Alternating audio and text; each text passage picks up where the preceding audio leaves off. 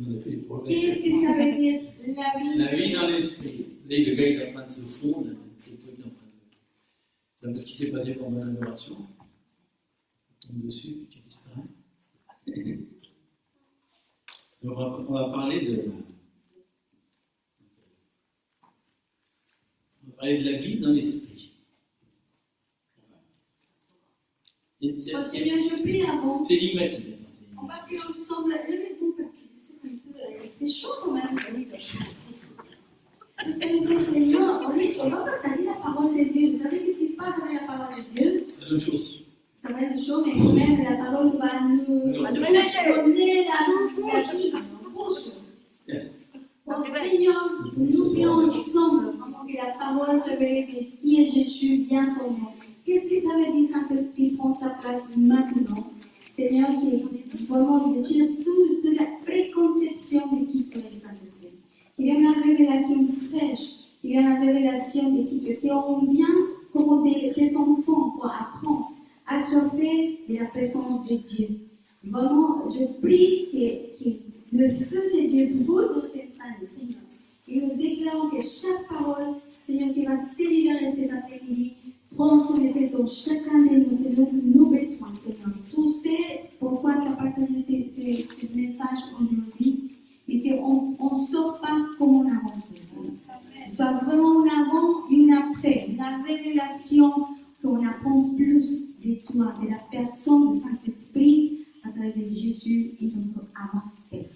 Nous te bénissons au nom de Jésus, lié au nom de Jésus aussi toute distraction qui nous empêche de nous concentrer dans ta parole, et toute distraction aussi pour la chaleur et tout qui vient de fraîcheur de ton esprit souple à travers nous pour recevoir et qu'on puisse s'arrêter, Seigneur. Nous te bénissons au nom de Jésus. Amen. Amen. Donc on va souvent parler d'intimité avec l'Esprit Saint. Ou avec Dieu, Jésus. C'est une personne pareille, c'est la même personne. On va parler d'une telle intimité qu'on est comme ça. On est transformé. On a tout ça. Et juste pour bien définir des choses. Vous n'avez jamais lu cette parole? Personne ne l'a lu. On va parler de fruits. On va parler de fruits d'esprit un petit peu. On va mettre juste des bases comme ça. Le fruit d'esprit, vous savez, c'est l'amour, la joie, la paix, la patience, la bonté, la bénignité, la fidélité, la douceur, la tempérance. Voilà. C'est des fruits d'esprit. Donc, ça veut dire qu'il y a des fruits. Si vous prenez l'inverse, la haine, tout le reste, c'est l'inverse, c'est l'autre monde. Il y a des fruits de l'autre monde aussi.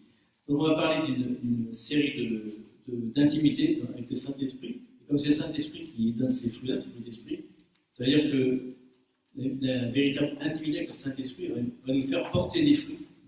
Une série de choses qui vont se manifester à l'extérieur et qu'on va pouvoir voir et qu'on ne pourrait certainement pas développer par notre propre force.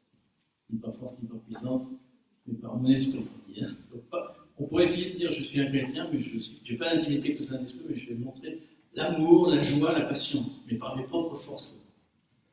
Ça peut marcher un temps, 5 minutes, jusqu'à ce que ton voisin ça va beaucoup moins bien, parce que l'amour et la patience, tout seul, c'est super. Mais avec l'Esprit Saint, waouh, génial, on peut faire autre chose. Voilà. Donc déjà, pour développer ces fruits-là, on sait qu'il faut vivre une communion avec le Saint-Esprit, et on continue dans les préambules classiques. Luc 6,44, car chaque arbre se connaît à son fruit. Donc il n'y a pas des figues sur des épines, on ne mange pas les raisins, mais des ronces. Donc l'arbre, vous savez, ça parle de l'homme. Donc l'homme porte des fruits, c'est comme un arbre qui porte des fruits. Jésus sans arrêt met ce symbole que l'arbre, c'est l'homme. C'est le symbole de toute la vie. C'est vrai qu'un arbre, c'est un homme. Si on rêve d'un arbre, on rêve d'un homme. Donc on sait que les fruits, c'est le résultat d'une communion avec le Saint-Esprit, puisqu'on vient de le voir. C'est l'arbre qui porte des fruits à cause du Saint-Esprit. Mais ce n'est pas des fruits qu'on peut forcer. On ne peut pas le mettre. On ne va pas le mettre dans une serre. On ne va pas forcer les fruits. On peut faire ça, les fruits, ils n'ont pas de goût, mais on peut forcer ça. Donc, on va parler, je continue dans les préambules, je suis désolé, on est passé assez vite, on ne va pas être trop long, mais vous voyez ce qu'il dit à un moment, vous vous rappelez que si on a toutes les langues, si on a toutes les prophéties, etc., si on n'a pas l'amour, on n'a rien. Or, vous avez vu que l'amour, c'est un des fruits de l'esprit.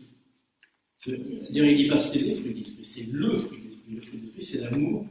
Et l'amour se conjugue en patience, en bonté, en charité, on devrait prendre 1 Corinthiens 13 aussi.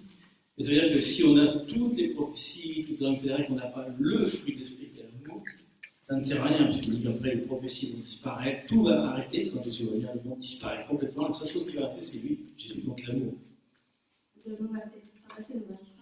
C'est pour ça qu'il dit dans le sermon de la montagne, heureux les pauvres en esprit. Pourquoi il dit ça? C'est-à-dire qu'on n'a pas d'esprit. Heureux celui qui n'a pas d'esprit. Donc, quelqu'un qui est pauvre, il a besoin de quoi? D'argent. Donc, si on est pauvre en esprit, c'est-à-dire qu'on a besoin d'esprit. C'est ça que ça veut dire. Heureux celui qui reconnaît qu'il a besoin de l'esprit saint. Sans ça, il ne peut rien faire. Donc, ça, ce qui est heureux les pauvres en esprit, c'est ça. C'est que, heureux ceux qui ont besoin de l'esprit, parce que tout le reste, c'est un peu prophétique, langue, tous les dons, les mystères, les ministères, tout ça, il n'y a rien sans le fruit de l'esprit lui-même, rien ne fonctionne sans le fruit de l'esprit.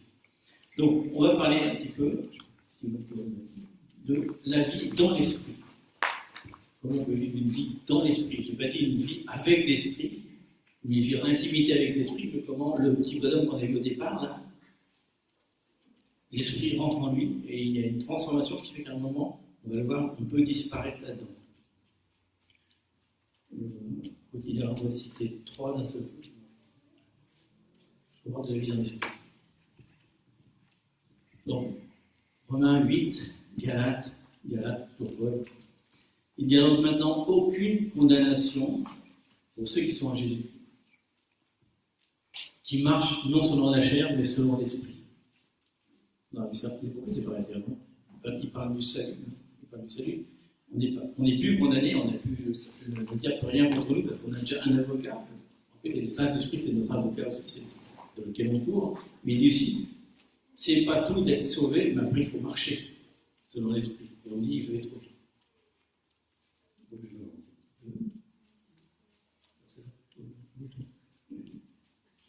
Mais c'est excitant, Saint-Esprit. Et je dis donc dans Galates 5:16, il dit, marchez selon l'Esprit, et vous n'accomplirez pas les désirs de la chair. Et enfin, si nous vivons par l'Esprit, marchons aussi selon l'Esprit. On a déjà dévoilé un peu le sujet.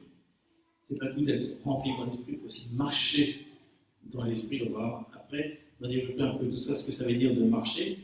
Mais on a quand même dans Galates 5, un truc intéressant, marcher selon l'Esprit pour ne pas accomplir les désirs de la chair.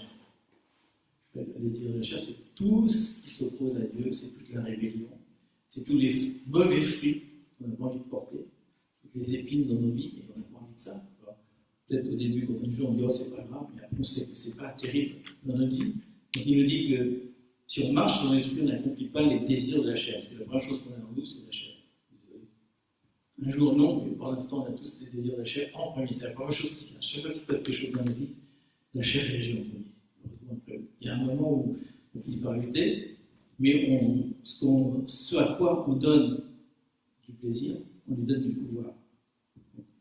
Si on se réjouit selon la chair, si c'est ça notre source de plaisir, alors on va marcher selon la chair. Le but d'être dans l'esprit, c'est de trouver quelque chose on a plus de plaisir dans ce qui est spirituel que dans ce qui est naturel. On a cette chose qu'on trouve un peu partout, de l'Indien qui négociait un chien et un loup. C'est un proverbe indien, vraiment, dans lequel il parle à son fils qui a un chien et un loup. Et il dit c'est dangereux parce qu'il pourrait attaquer l'un l'autre. Il dit toujours à la femme, mais qui est-ce qui gagne? Il dit celui que tu nourris le plus. Si tu nourris plus le loup, c'est lui qui gagne. Tu nourris plus le chien, c'est le chien qui gagne. Qui tu nourris le plus dans ta vie, c'est lui qui va remporter la victoire. Donc il nous donne ce conseil, ça peut être une exhortation, un avertissement, mais c'est que ce à quoi on trouve du plaisir, quelle est la source de notre plaisir, et ce qu'on nourrit tous les jours, comment on nourrit on ne donne pas à manger, bien sûr. Ce qu'on lui donne à manger spirituellement, par les yeux, par les oreilles, par les fréquentations, par tout ce que le monde nous offre, c'est ce qui va nourrir non pas notre esprit, mais notre chair. Et quand nous sommes remplis du Saint-Esprit, on marche avec l'Esprit, on nourrit plus l'Esprit, qu'est-ce qui va arriver à la finale? Il y a un dégoût de les choses qu'avant on a goûté. Pourquoi? Parce que l'Esprit commence à prendre la première place dans nos vies. Il commence à nous remplir, on commence à nourrir plus l'Esprit que la chair. Donc il y a un moment qu'on est plus dans l'envie de chercher Dieu que ce que la chair pas voulu, parce qu'avant c'était comme ça. Et maintenant, il y a un désir, il y a une soif surnaturelle. C'est pas ce que Dieu va chercher le Saint-Esprit. Non, c'est bien naturel. C'est pour ça qu'on parle de la vie. C'est pas quelque chose forcé. Est-ce que Dieu doit faire? Non. C'est bien surnaturel parce que c'est Jésus même et son esprit qui prend plus la première place dans notre vie. Donc ça, c'est intéressant. Une vie dans l'esprit, c'est marcher d'une certaine forme, d'une certaine manière différente. Il y a une façon dans laquelle on marche, parce qu'on doit marcher. C'est le mot même, il utilise quand même le mot marcher réellement, parce que où on marche, l'esprit nous suit, péripatéo, c'est-à-dire où on marche physiquement dans le monde. Alors que la religiosité, c'est très différent. Le religieux, lui, vit de rituels.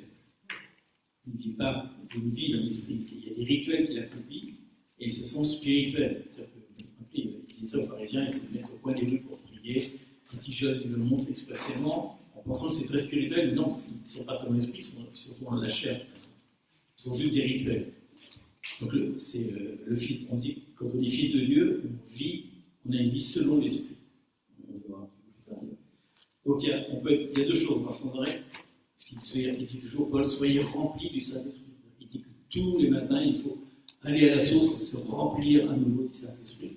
Mais être rempli du Saint-Esprit, c'est un événement. Marcher dans l'Esprit, c'est un style de vie, ou un mode de vie, ou une forme de vie, que vous voulez. Et on a ça, je dis ça pour certains qui vont se baptiser bientôt. Quand on reçoit le Saint-Esprit, c'est que le premier pas. C'est le moment, c'est l'événement dans lequel le Saint-Esprit vient, mais à ce moment-là, il y a un changement. Le vieil homme est derrière et on commence à marcher. C'est triste, hein, on connaît ça. Peut-être on l'a connu dans notre propre vie. Moi, je l'ai vécu dans ma propre vie. Il y a eu quelque chose qui s'est passé, mais je n'ai pas marché selon l'Esprit tout de suite, parce que je n'avais pas été enseigné là-dessus. Je pense que si on n'est pas enseigné, on ne comprend pas que c'est le premier pas d'une nouvelle aventure. En gros, tu montes sur la selle du cheval, et après, tu fais rien. Il faut courir après le cheval. C'est vraiment ça. Donc, il y a marcher sur l'esprit, en fait, c'est le début qui commence par le baptême. Il faut déjà recevoir le Saint-Esprit pour marcher avec. Et on a ce passage. Vous êtes prêts à tout? C'est pas ça. Ah oui, c'est pas mal. Oui, c'est pas mal. C'est intéressant.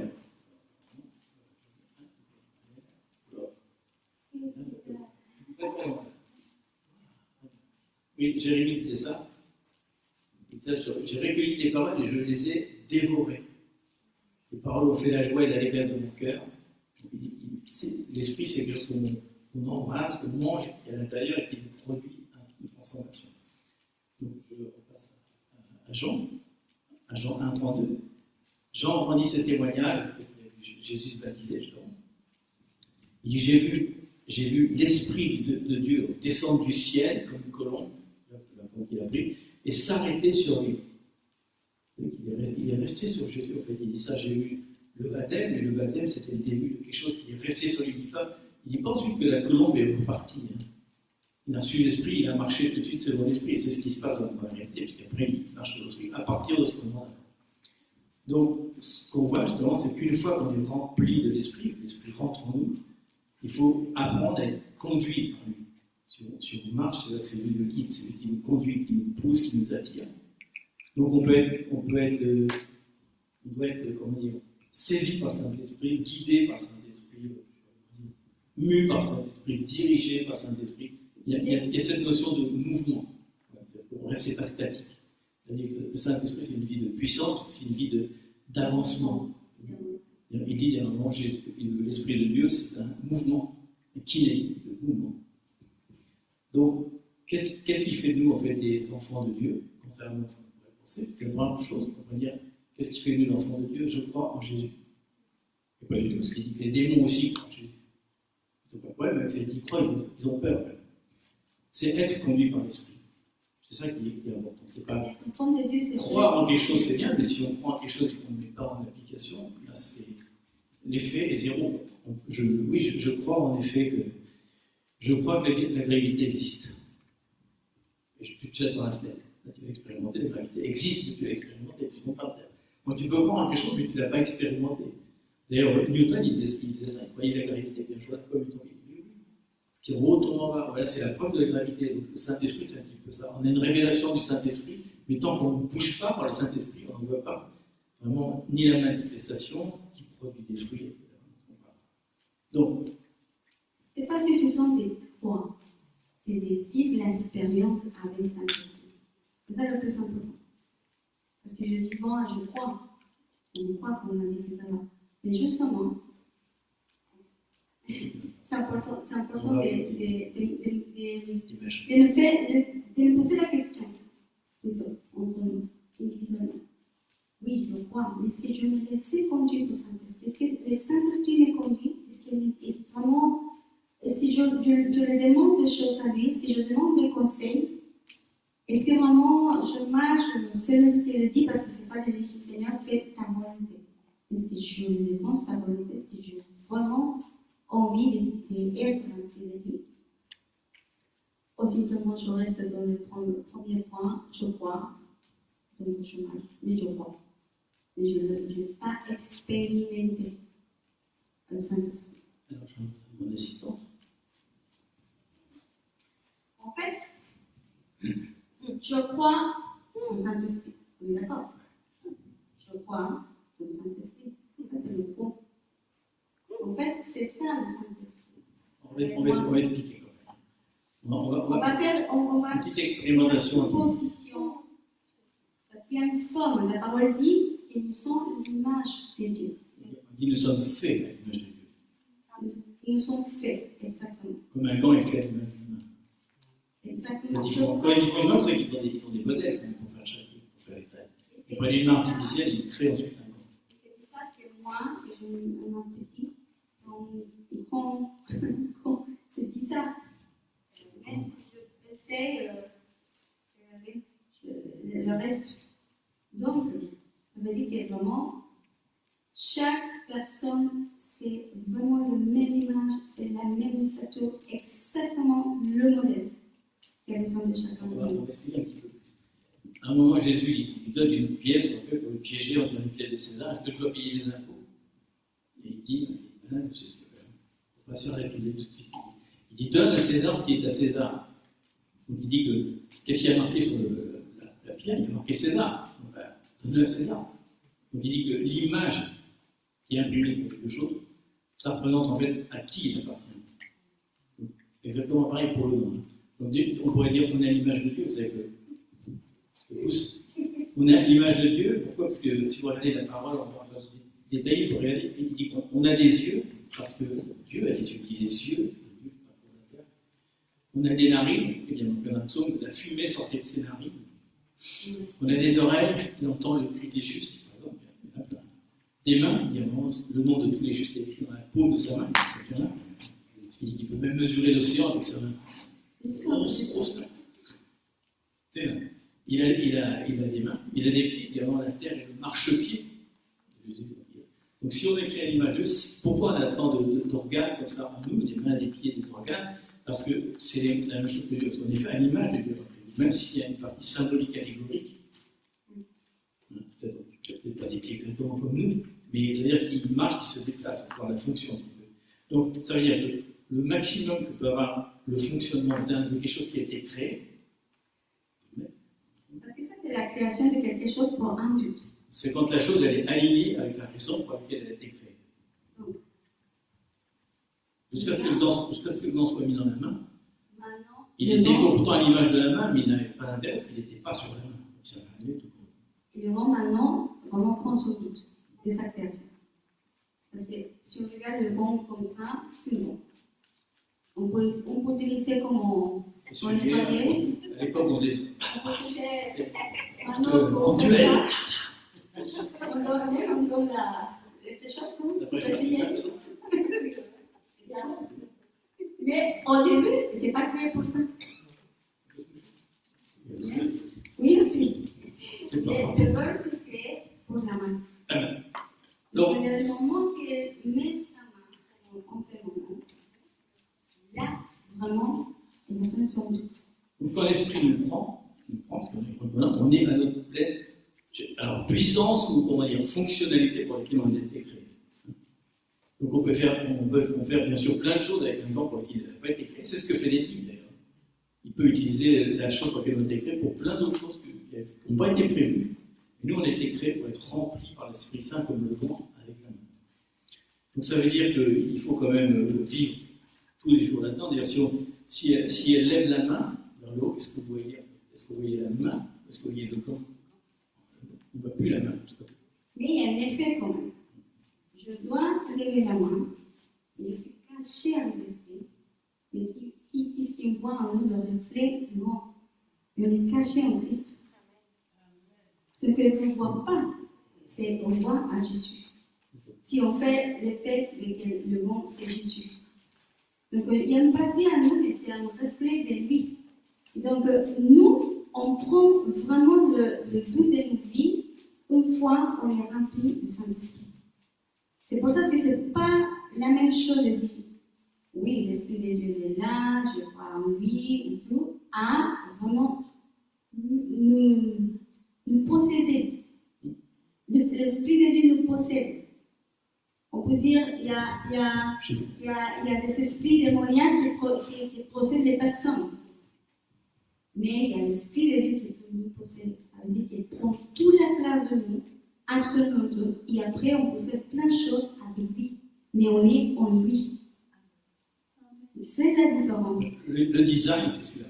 C'est bizarre de dire on est possédé. L'Esprit Saint en possession de nous. Oui, c'est ça. Oui, pardon.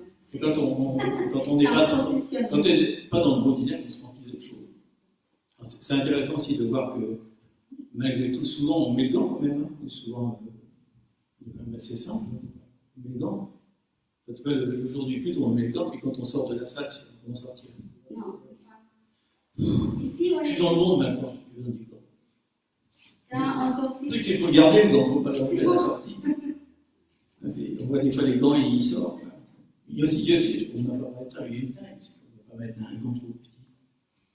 On répond quand même à un appel spécifique que chacun a pour soi. Donc, quand on n'est pas dans ce gant-là, on a froid, mais on n'est pas dans le bon design, donc il y a plein de problèmes dans notre vie, de crises, d'angoisse, de choses comme ça qui ne vont pas, parce qu'on n'est pas dans ce que Dieu a utilisé. On ne parle pas que le gant a été fait que pour les chrétiens, Dieu a vraiment un gant pour tout le monde. Encore faut-il qu'il le sache.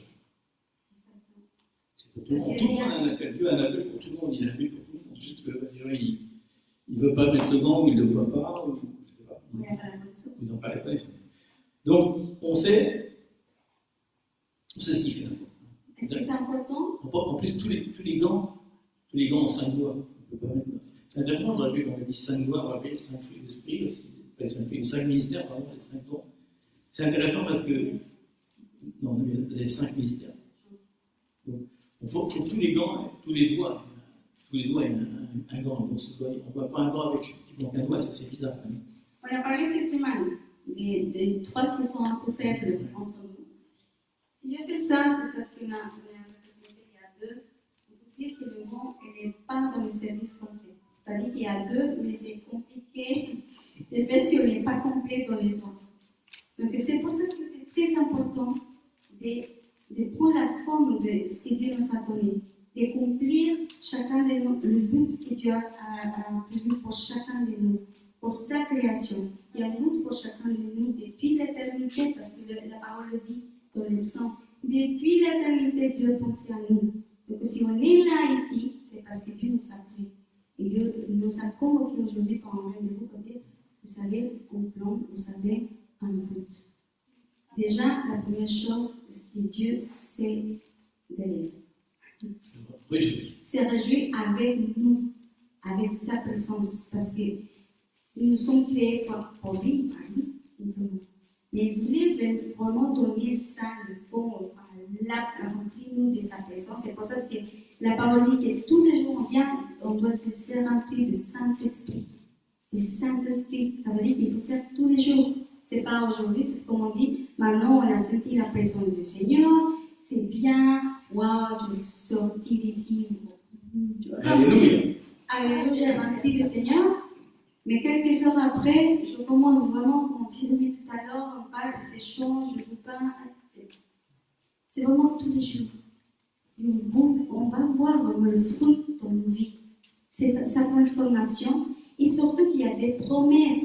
Ce n'est pas simplement pour être rempli, sauf qu'il y a une promesse, il y a une gaballe de Dieu. Que pour chacun de nous, il y a des promesses qui restent et que Dieu veut nous donner. Et la seule façon, c'est que l'Esprit de Dieu prend comme sa place et nous dirige. Et nous révèle ses plans, le plan de Dieu. Comme je disais tout à l'heure, tous les doigts doivent être connectés. Et lui, on a presque. C'est vrai, je suis désolé, des fois c'est bien de provoquer un petit peu par rapport à ça. Parce qu'on voit que ça nous donne la forme, donc l'identité, le but, l'appel qu'on veut l'appeler. Mais l'important, c'est pas tellement que savoir si Dieu t'utilise, on entend toujours les deux, Dieu utilise-moi. L'important pour Dieu, c'est pas qu'il t'utilise, c'est de savoir s'il t'a, toi. Si tu lui appartiens, si tu as mis son gant. Il t'utilise, il peut utiliser n'importe qui. On dit qu'il utilise certains, c'est pas pour ça qu'il est. C'est pour ça que c'est dans son but, quoi. On peut l'utiliser par Dieu sans être agréé par lui, parce qu'on n'a pas pris possession de lui. L'intérêt pour Dieu, c'est qu'il ne veut pas seulement vivre avec toi en permanence. C'est plus qu'une utilisation. Il faut savoir s'il a un doigt, 2 doigts, 3 doigts, 4 doigts, 5 doigts, parce qu'il y a un doigt qui ne peut pas faire grand-chose. Donc c'est important qu'il l'utilise complètement. Paul disait, c'est plus moi qui vis, hein. C'est Dieu qui vit en moi. C'est ce qu'il dit, c'est plus moi qui vis. Ma vie est libérée. C'est Dieu complètement qui me prend en possession. Et on voit les résultats extraordinaires qu'il y avait sur Paul, parce que dans les prisons, il ne souffrait même pas, ça ne lui importait pas. Ce qui l'intéressait, c'est de parler plus à ses amis prisonniers. Les brûlés, ça n'avait plus d'importance pour lui. Ça avait une autre possession, il ne vivait plus sur la chair. Ensuite, ça détermine non seulement notre forme, ça c'est la forme du gant, mais ça détermine aussi, on l'a dit tout à l'heure, Dieu est en mouvement, il faut marcher. Donc tout ce qu'on va faire, que ce soit la vie de prière, ou je ne sais pas, le jeûne, l'adoration, le ministère, tout ce qu'on fait dans le cadre de l'Esprit Saint, va être déterminé par ça. C'est-à-dire qu'on a plus de. Quand on est pris comme ça par le Saint-Esprit qu'on vit avec, on n'a pas de problème de savoir « Ah non, il faut quand je vais à l'église. Ah non, il faut quand j'étudie la parole. Ah non, il faut que je jeûne, ça fait mal. » C'est l'inverse, on va désirer les choses de l'Esprit. C'est plus des choses qu'on va faire par obligation, en gros par religiosité, parce qu'il faut bien faire, etc. C'est différent. Donc, vous savez, tout est pesant, on se sent frustré. Il y a toujours des problèmes dans notre vie, il y a de la peur, il y a de l'anxiété, on n'est jamais bien, il y a toujours quelque chose qui va contrecarrer, alors que quand on vit selon l'esprit, vous avez remarqué la joie, tous les fruits de l'esprit sont développés, on vient de le dire, parce que si on vit selon l'esprit, c'est-à-dire que tous les fruits, on les prend d'un seul coup. En fait, on les a déjà parce qu'on a reçu l'Esprit Saint, mais c'est juste qu'on ne les a pas développés, c'est-à-dire qu'on n'a pas marché selon ces fruits-là, parce qu'à partir du moment où on reçoit le Saint-Esprit, d'un seul coup, on a la patience. Je viens se baptiser, il n'est pas patient, ça ne va pas marcher. Non, parce qu'il faut encore le développer. Le gant, il faut le mettre de temps en temps, il faut progressivement. Donc, on n'a pas de. Quand on veut résoudre certains problèmes, comme ça, comme la frustration, la peur, l'anxiété, il n'y a pas de formule, parce que sans arrêt, on cherche des formules. Je vais faire ci et faire ça dans ma vie spirituelle et ça va aller mieux. Et on voit que ça ne marche jamais. Toujours on échoue. Je vais faire tel truc, non, je vais prendre des décisions et jamais ça marche, jusqu'à ce que l'Esprit Saint soit en nous, parce que vraiment on marche selon l'esprit, on va voir après, parce que c'est bien, on parle beaucoup de théorie, on va parler un peu de pratique. À partir du moment où le gant est sur notre main, alors tout est facile. C'est plus difficile de jeûner. Vous voyez, quand il jeûnait pendant 40 jours, il ne sait pas. Et ce fut très difficile, bien qu'à la fin il marquait, et Jésus eut faim. Toute faim. 40 jours sans manger, sans boire, un petit peu faim. Mais il n'en fait pas toute une montagne, c'était naturel pour lui, parce que l'Esprit Saint, l'Esprit Saint l'a poussé. Il est poussé dans le désert, il est poussé à jeûner. Il y a quelque chose qu'il ne cherche même pas à faire et qui ne pose pas de problème. On n'a plus de problème pour faire des choses qui sont des fois difficiles, des décisions qu'on doit prendre dans la vie pour avoir l'esprit. Vu qu'on est revêtu par l'esprit, la puissance en nous fait qu'il n'y a plus d'obstacle à ça. Pour faire ce petit résumé, parce que c'est important. Quand il y a quelque chose qui s'est forcé, qu'on s'est fort à accomplir, ça s'appelle religion. La religion fait, la religiosité fait que je prends la loi. C'est pour ça qu'au final, je suis fatiguée, je suis frustrée, je suis toujours dans la condamnation. Ou peut-être je n'ai pas envie, je dois m'efforcer y aller. Parce qu'il faut. Donc, c'est un signe de qu'il y a vraiment un esprit de religion en toi. Parce que tu marches dans la loi. La loi, c'est la religiosité. Mais quand on vit avec l'esprit, l'esprit prend sa place et c'est l'esprit qui nous conduit, nous pousse, comme dit Tony tout à l'heure.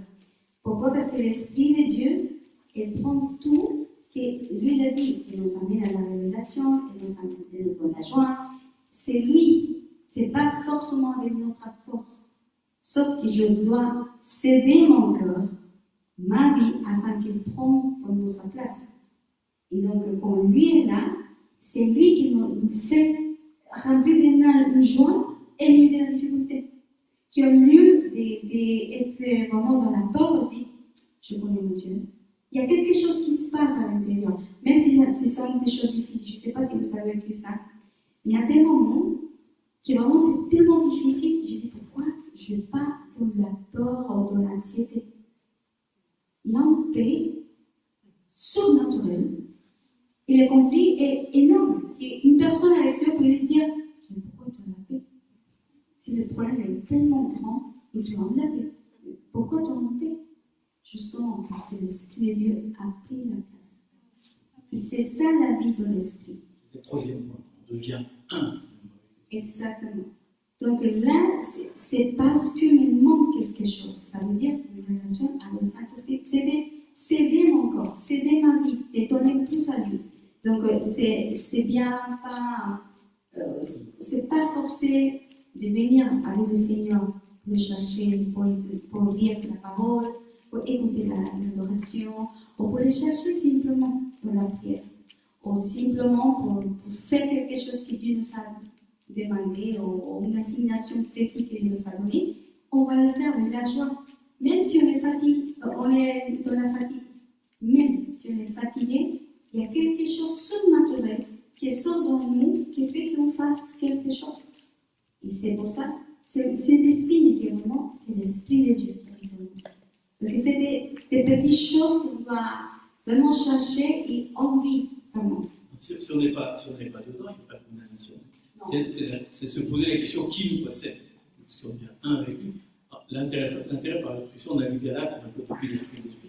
Donc si on est un avec l'esprit, c'est-à-dire que le caractère de Christ commence à se développer en nous, les fruits de l'esprit commencent à se voir, les dons de l'esprit commencent à se voir. Dans cette citation, celui qui s'attache au Seigneur est avec lui un seul esprit.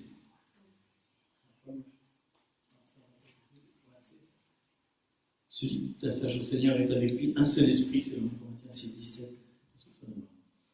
Donc, on a fait un premier pas, maintenant il faut quand même rester dans l'esprit. Comment on fait? Parce que ça c'est la théorie, mais comment rester? On va en faire un peu de théorie. Pourquoi il faut rester dans l'esprit? Jean 15, 5, je suis le cep, vous êtes les sarments, celui qui demeure en moi et en qui je demeure, on vient de le voir, c'est-à-dire demeure en lui et demeure sur lui, parce qu'il fait un avec nous, porte beaucoup de fruits.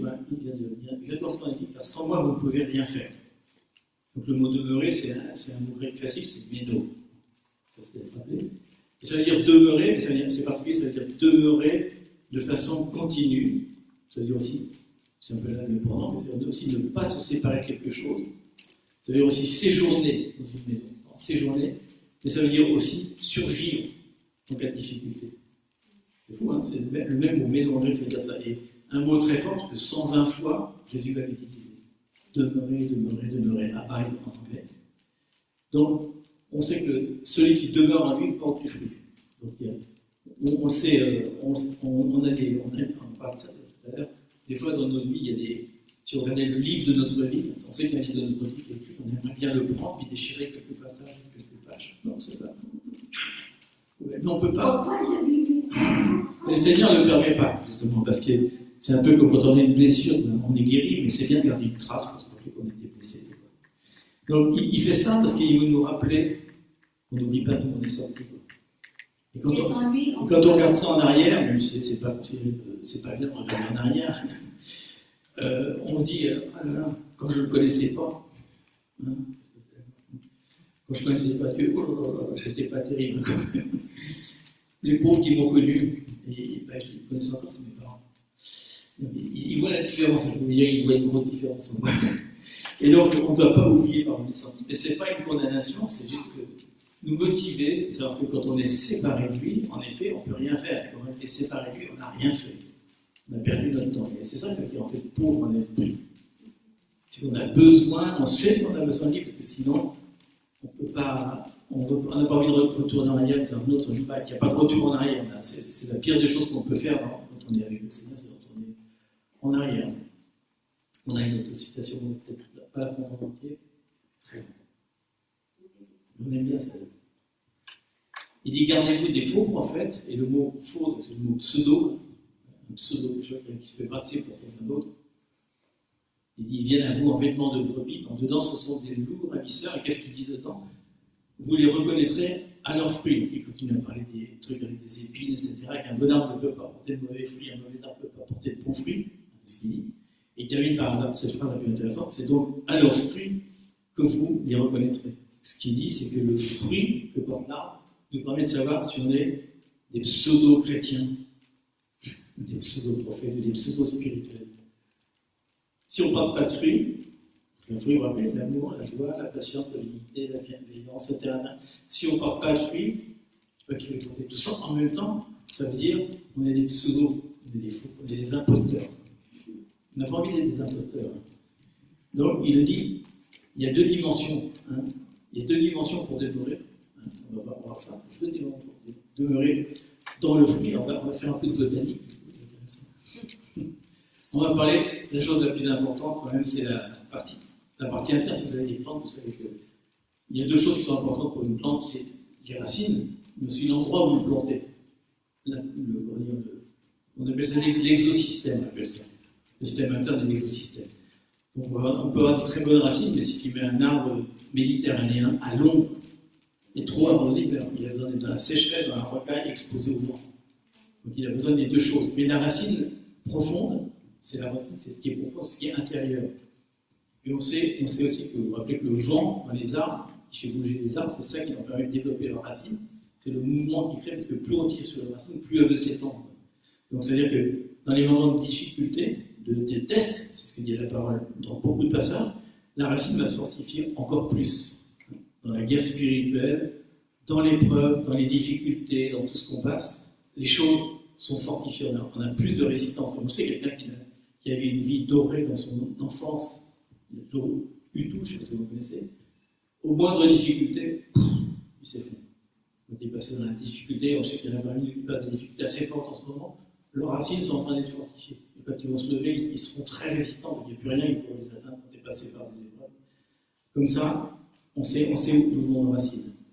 Et on a on continue la botanique avec les sarments. Tout sarment qui est en noir et qui ne porte pas de fruit, il le retranche.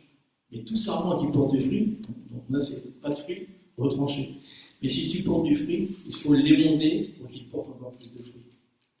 De toute façon, émonder, ça veut dire que quand un arbre fait des feuilles, ou un rosier, il faut lui enlever ses feuilles ou ses premiers bourgeons afin d'envoyer la sève vers le bas. Le fait d'émonder, ça veut dire enlever toutes les feuilles pour qu'il porte plus de fruits. Pour plus de fruits, Quand tu laisses le rosier grandir, tu n'enlèves pas tous les bourgeons, il va faire beaucoup de roses et après il meurt. Donc il ne va plus porter de fruits encore. C'est important. Tous les arbres doivent être émondés, tous ceux qui portent du fruit. Les raisins, les figuiers, etc. On doit toujours les tailler. Ça paraît dur un petit peu, mais finalement, c'est ce qu'il dit. On doit être émondé, on doit passer par l'épreuve pour toutes les feuilles qu'on porte, toutes les fleurs trop évidentes, il faut les enlever pour qu'on porte plus de fruits. Donc c'est bien, quand on est dans les épreuves, on va dire chouette, je vais porter plus de fruits. Je n'y arrive pas non plus. C'est très difficile de dire ça. Enfin, il y a on a dit l'écosystème, ce qui est externe, qui doit être propice au sein. Donc, je pense que déjà, vous avez peut-être remarqué que quand on est en communauté, dans le bon environnement, on prend beaucoup plus de fruits. Quelqu'un qui est tout seul, alors à la fois qui vit dans un environnement complètement hostile, il va peut-être faire des belles racines, mais le fruit, ça va être très difficile. L'écosystème est très très important. Donc, l'écosystème, pour un arbre, là, ça va soit lui permettre de se multiplier, ou ça va carrément le détruire. Un arbre qui ne porte pas de fruits, il meurt. Il ne va pas apporter moins de fruits. Il finit par mourir. Donc, on a vu, il faut développer un système intérieur profond, c'est les racines, mais il faut aussi être dans un système, un écosystème qui nous permet que ce soit viable. Surtout que ça, dans l'écosystème propice, l'arbre va développer vraiment plein de choses, non seulement des fruits,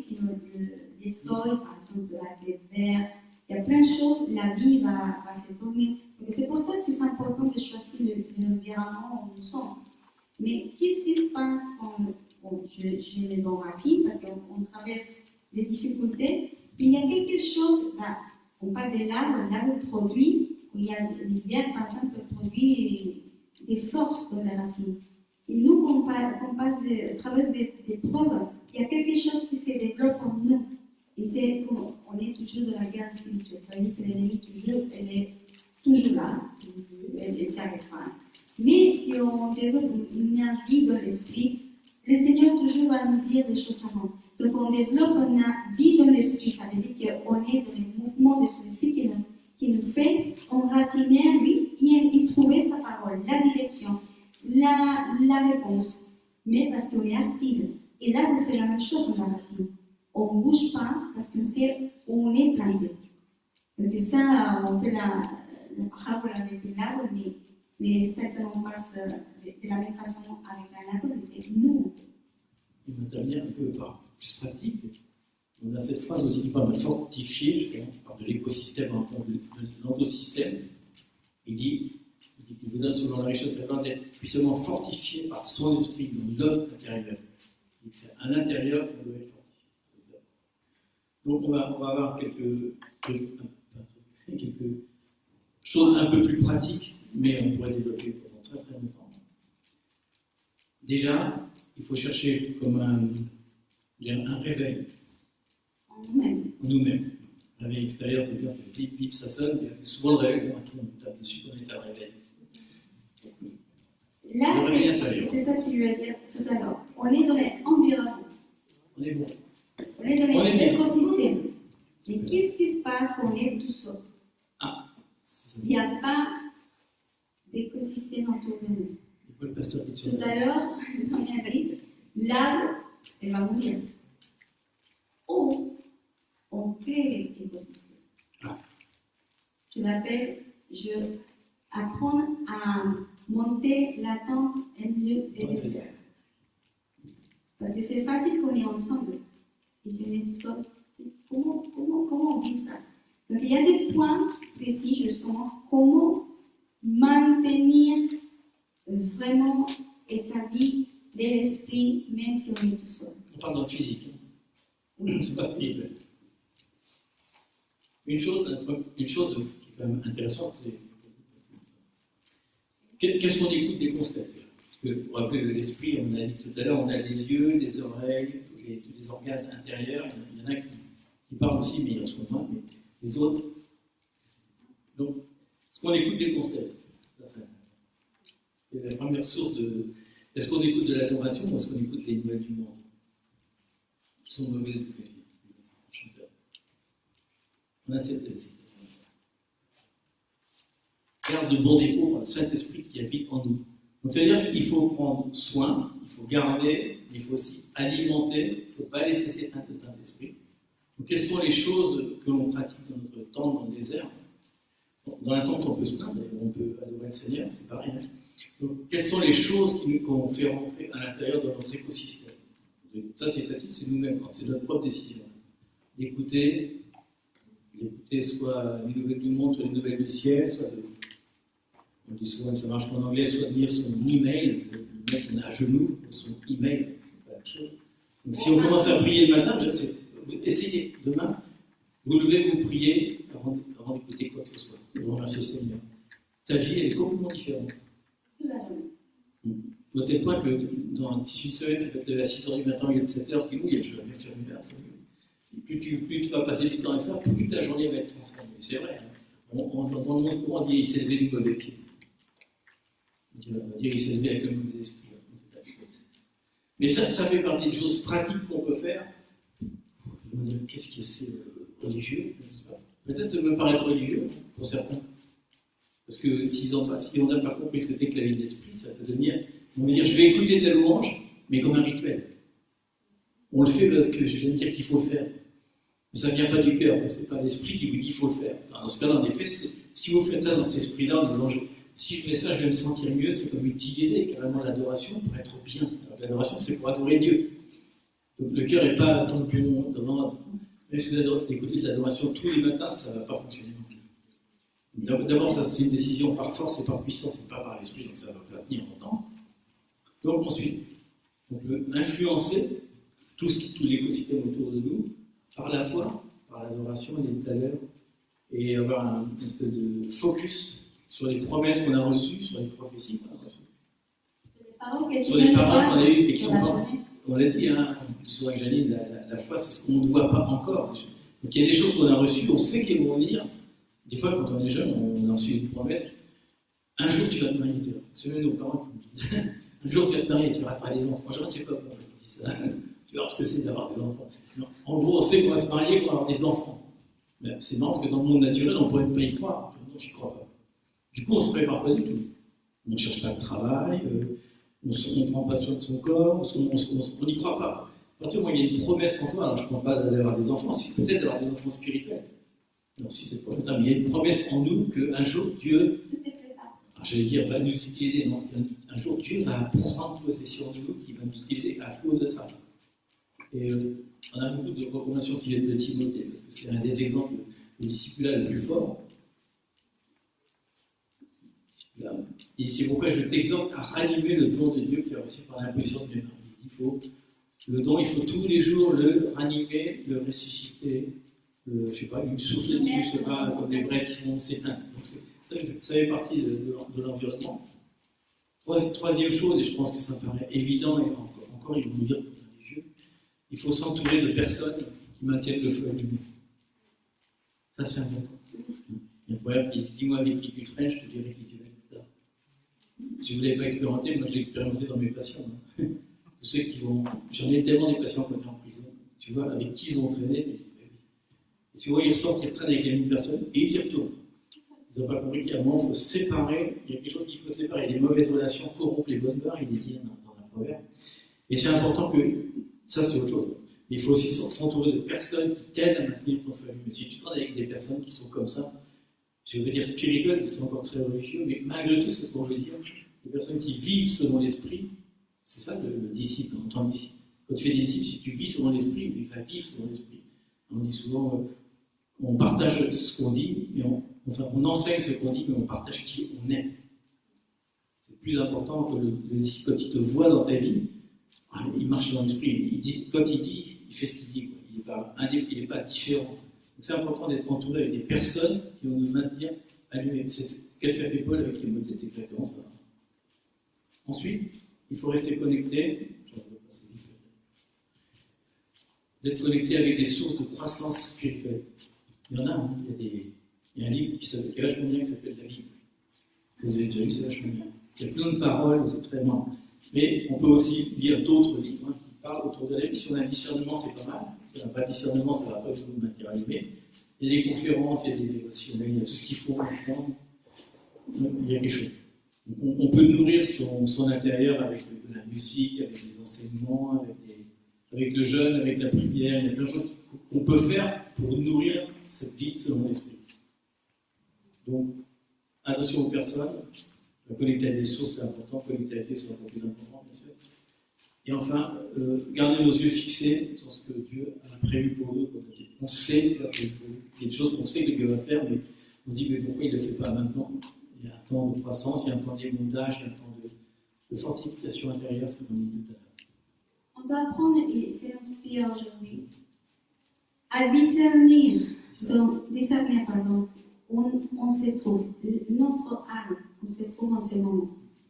On peut avoir dans saison où nous sommes dans l'abondance. Ça veut dire qu'il y a des fruits en ce moment. Donc profitez de ces fruits. Il donne à manger de votre fruit. De vos fruits, il faut le donner. Si on est dans le moment que Dieu commence à couper des fruits justement pour donner plus de fruits, profitez aussi de ce don.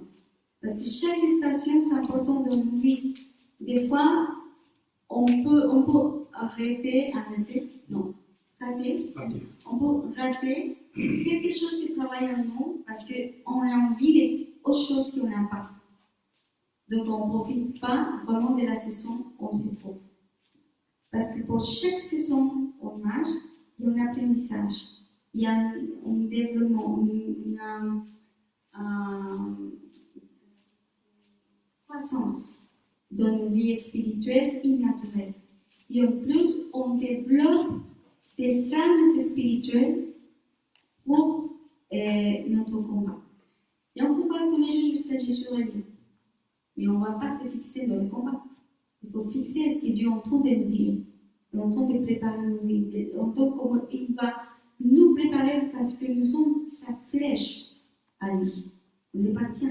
Donc on vive ça, simplement Seigneur, montre-moi qu'est-ce que je dois prendre aujourd'hui. Donne-moi ces sons. Qu'est-ce que je dois faire? Des fois, simplement de ne pas faire, sinon de voir comment Dieu va se manifester. Il y a des moments qu'on doit laisser que Dieu mette la main.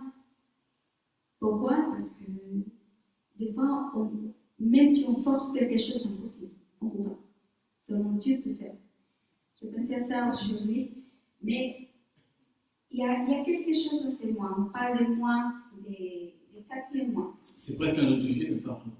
Mais est-ce que c'est. Il y a une chose pour finir, parce que c'est important.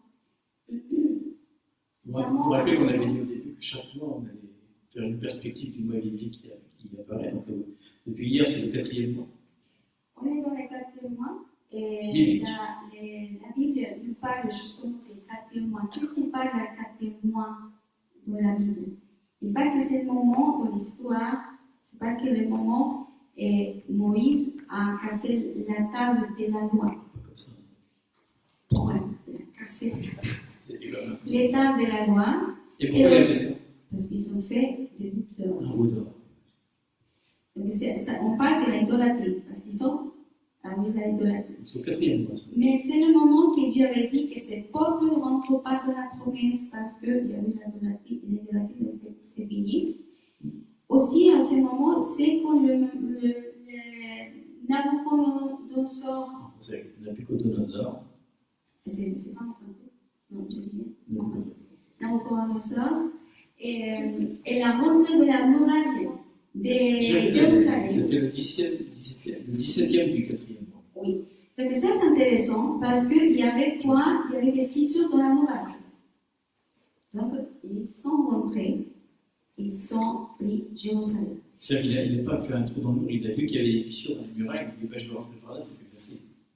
Mais en même temps, c'est quand la génération, on parle de la génération, cette génération n'a pas rentré dans la promesse, mais qu'est-ce que ça veut dire pour nous aujourd'hui? Parce que ça c'est intéressant, c'est parce que oui, évidemment il y a une histoire qui parle de la parole, il nous laisse une histoire afin de ne pas répéter la même histoire. Mais pour aujourd'hui, c'est un avertissement pour nous. On parle des fruits et c'est intéressant parce que c'est le moment où oui, Dieu va affiner nos oreilles, notre écoute. C'est ce qu'on a parlé tout à l'heure. Dieu va nous donner, on va nous montrer plutôt qu'il y a des failles dans notre vie. Il y a des failles dans notre muraille. Il y a des fissures dans notre muraille. Je parle d'une oreille personnelle, aussi familière. C'est le moment où Dieu a permis à Néhémie de construire la muraille de Jérusalem. Donc il y a une stratégie pour nous et pour les familles, de commencer à construire la muraille de nos familles, de regarder les fissures, de regarder quelles portes ils sont cassées. Parce que le 4e mois, par le 4e numéro de hébraïque s'appelle Dalet. Ça veut dire que c'est une porte. Donc le bac pictographique, c'est vraiment une porte. Et la porte, c'est qui? C'est Jésus. Donc prophétiquement, Dieu nous parle cette mois pour nous dire, faites attention, je suis à la porte. Et dans la porte qui passe, qu'est-ce qui se passe dans la porte? Dans la porte, il y a un combat, il y a une brèche. Et dans la brèche, il y a une réalité que nous vivons, mais ce n'est pas notre réalité. La réalité de nos vies, ça n'a rien à voir avec la réalité de Dieu dans nos vies. Donc c'est là, dans la brèche, dans la porte, on va exercer ces combats. C'est un combat de vérité. Ou pas. c'est là où on est prêt et Dieu ouvre nos pieds pour marcher, soit dans l'ordre de Dieu ou les désordres. Avec la justice ou l'injustice. Avec la construction complète alignée à ce plan, ou loin des plans. Donc c'est un temps, c'est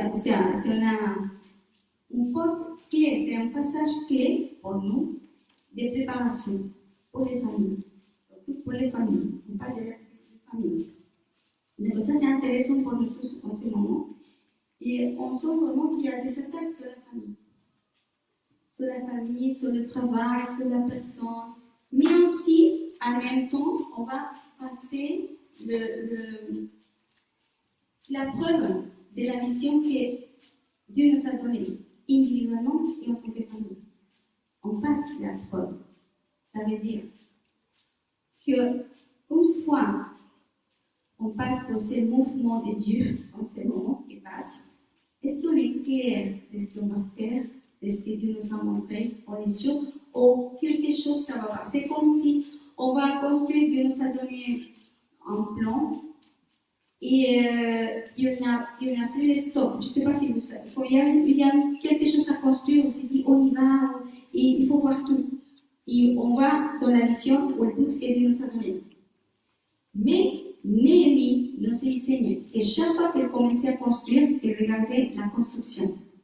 Ce n'est pas d'aller vite, sinon on peut y aller vite dans la construction, mais on doit prendre soin de la construction qu'on est en train de construire, c'est double, dans nos vies et dans nos familles et en tant que communauté. C'est pour ça que c'est moi, pour nous, c'est intéressant, parce qu'on a partagé justement qu'est-ce qu'on va faire, qu'est-ce que le don que Dieu nous a donné, comment on va nous impliquer à ce que Dieu nous a demandé de faire. C'est ce qu'on a parlé cette semaine. On va réaliser un petit peu, on va voir la cohérence de notre vision avec ce qu'on a reçu. C'est important parce que ce mois va déterminer lesquels fruits on va manger dans les saisons qui vont venir après. Et le 5e mois, c'est très différent. Mais là, c'est un mois un peu d'échouva, de faire stop et de regarder l'alignement dans lequel on est, voir si on n'a pas fait un veau d'or finalement. Parce que Dieu mettait trop de temps à descendre dans la montagne, c'était trop long. 40 jours, c'est trop long qu'on a fait un veau d'or. On oublie aux voies extérieures comme il avait oublié au pape. Et pourtant, il a mis des bijoux, c'était de l'or, c'était beau, mais ça n'a pas plu à Dieu. Il voulait de la pierre, il ne voulait pas de l'or. Donc c'est un temps de s'examiner. On va d'ailleurs poser un jeune. Nous, on a un cœur. On va commencer.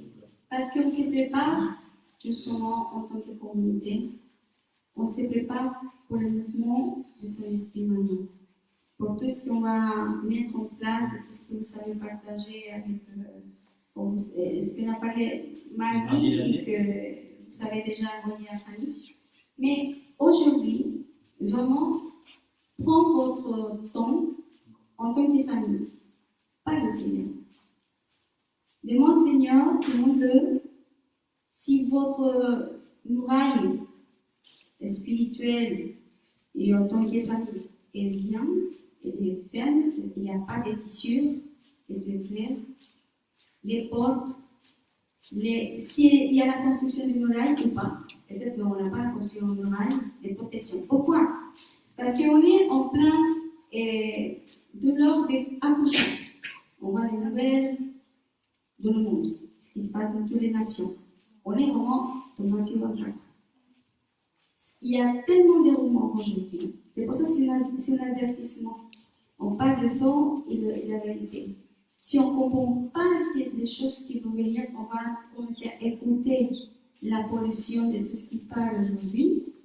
Et parce que Dieu parle, parce qu'on peut être entre les deux. C'est pour ça que c'est important de construire autour de nous une muraille de protection, des prières, des pressions que nous sommes fermes, que notre racine est bien plantée, qu'il n'y a pas de doute, qu'on est clair, qu'on aime le Seigneur, qu'on peut construire ces écosystèmes autour de nous, mais surtout la famille. Parce que la famille, c'est important. Et là, on a étudié justement ce point. Dieu nous a rappelé de jour venu le Covid, le temps 2020. 2020, Dieu nous a parlé de Néhémie. Parce qu'une nation s'agit de quoi? Des familles. Ce n'est pas la terre. C'est des familles, c'est composé de familles, sinon ce ne sera pas une nation. Un village, c'est composé de familles. Et la famille, c'est important pour Dieu. On a parlé déjà, Dieu a commencé Genèse avec une famille, il va finir par une famille. Donc la famille, c'est important de construire ensemble des prières, des demandes du Seigneur. S'il faut jeûner, jeûne. S'il faut dire, bon, il faut reconstruire des reconstructions des blessures, enfin des divisions, des fragmentations, des mères des familles, de construire des relations familiales, c'est important. 7 mois, c'est vraiment un mois clair des fondements dans nos vies. Parce qu'il y aura un mouvement fort, si on peut dire. Va venir un moment fort. Mais en tant que famille, on doit rester ferme en Dieu. Sinon, la foi va couler. Donc, c'est une prière aujourd'hui. On vous partage ça. On apprend à la guerre spirituelle est déjà gagnée pour le Seigneur, avec la victoire. Mais, on ne peut pas mépriser l'ennemi, comme dit la parole. Les stratégies, les stratagèmes de l'ennemi. Mais nous l'avons vécu déjà. Elle est comme ça, de cette année. Dieu, notre Dieu est plus grand. Mais on doit croire que vraiment Dieu est bon. Il marche dans sa vérité. Que les choses impossibles pour Dieu pour nous sont possibles pour Dieu. Que Dieu va créer un chemin, on n'a pas un chemin. Que Dieu va donner des stratégies, des portes, des choses que jamais on a pensé, Dieu va les donner. Pour Dieu, c'est comme ça. Mais Dieu nous garde parce que Dieu nous connaît.